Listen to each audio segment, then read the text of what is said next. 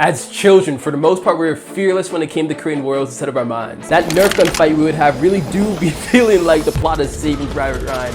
But over time, we slowly adapted to an idea of what reality should be, instead of applying what we were able to do with Nerf gun fights into our career and hobbies. We abandoned that curiosity to create worlds to do something else, something more realistic, because some people are simply just more creative, smarter, and gifted. When that's not true. There's this fear inside all of us that's been building up each time we've been told that 9 out of 10 businesses fail, without exploring the reason why there's one that didn't. Why even if you make the best videos ever, it's going to be sent into the void, never to be seen, without even exploring why there exists ones that are seen and thousands of other ways you can get exposure outside of the platform. These half-assed conversations built the walls of captivity around a creativity that's being guarded by fear. And I got a game plan.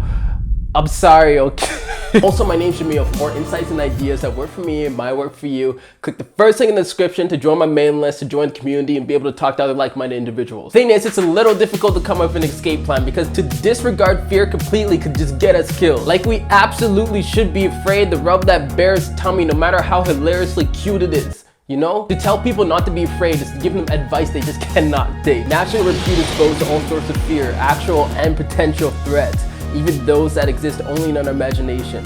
All animals experience fear and we're the biggest pussies, but we got a big brain to make up for them. Maybe it's a little too big because it's the same brain that's built an entire prison around fear, with a ruthless warden that will not hesitate to sentence us to life if we don't escape now. Act 1.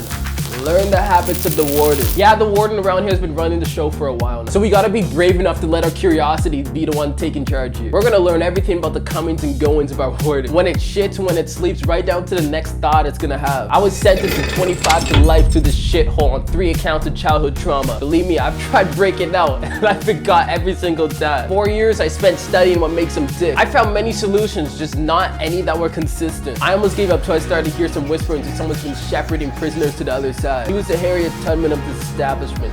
He helped more prisoners escape this hell than the amount of times I self-sabotage myself back into this prison. So I knew he was the right man for the job. He went by the name of Dr. Robert Schwartz. The thing is, you would never hear about this guy through the mainstream news channel that ran through the prison. You have to find a guy that knows a girl that knows a guy that knows a cat that may know where he is. And I found the cat that led me to the man himself. There he was, sitting on the steel bench smoking a cigarette. Nicotine was quite the delicacy in the place of fear.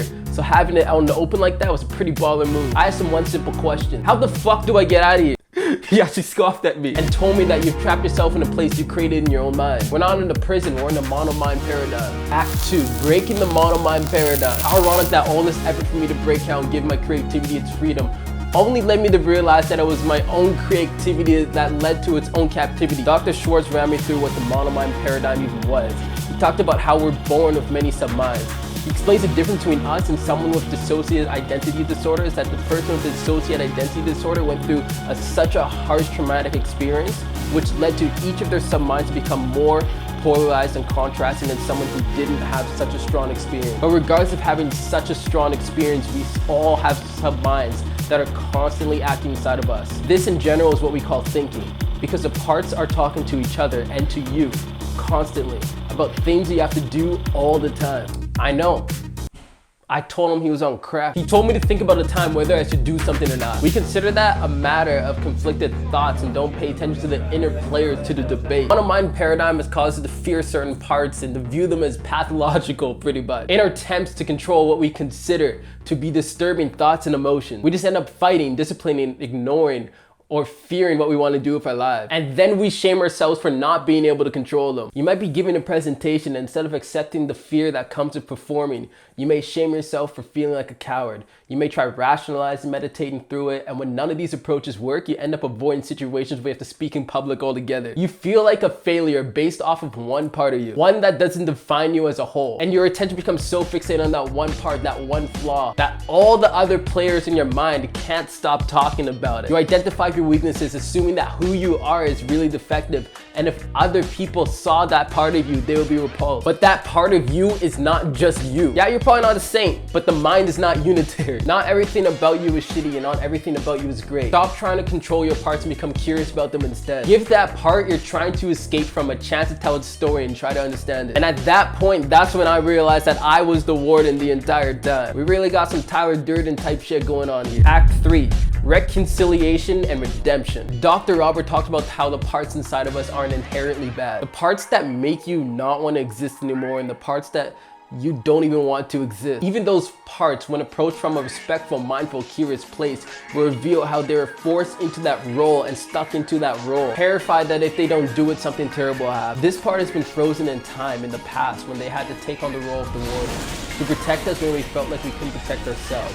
We put ourselves in a place of fear as a survival tactic. To this day, that part is looking for redemption from a time it felt powerless, and will do everything they can to not feel that powerless ever again. And even though you may hate it for the hell that it's put you through, you've got to find ways to remind yourself that it wasn't your fault. This is the only way out of this hell. Because we can't wait until that one day to come when our imagination jumps those walls and hunts down those dreams. Breaking the shackles requires hard work and being greeted with pain along the way. And in the immediate aftermath of getting there, we realize that that freedom has always been very attainable, because most dreams are. It's not the external voice that breaks us down, but what we say to ourselves that matters. The most important conversations we have are the ones that we have ourselves. You wake up with them, you walk around with them. You're not really trapped anywhere, it's you against you. It's about self-acceptance. And with that being said, that's the end of this video. Thank you so much for watching. Make sure you sign up for my mailing list in the first link in the description down below for more community stuff and to join the chat of other like-minded individuals.